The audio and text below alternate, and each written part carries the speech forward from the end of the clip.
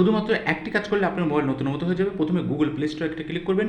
Click করে দেওয়ার পর উপরের ডান দিকে গুগল অ্যাকাউন্ট, জিমেইল অ্যাকাউন্ট ছবির মতো আইকনে একটা ক্লিক করে দেবেন। ওকে ক্লিক করে দেবেন। ক্লিক করে দেওয়ার পর ম্যানেজ অ্যাপস অ্যান্ড ডিভাইস এখানে একটা ক্লিক করে দেবেন। ওকে, আমি ক্লিক করে দিলাম। ক্লিক করে দেওয়ার পর উপরের দিকে ম্যানেজ নামে একটা অপশন পাবেন, এখানে একটা ক্লিক করে দেবেন। অবশ্যই ক্লিক করে দিলাম।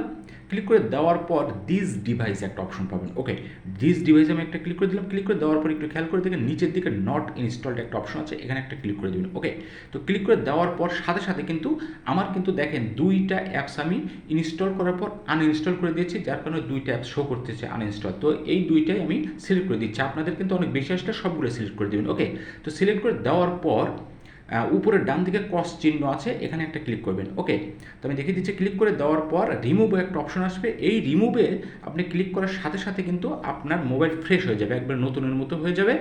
রিমুভ করলেই আপনার মোবাইল ফ্রেশ, একবার ফ্রেশ হয়ে যাবে।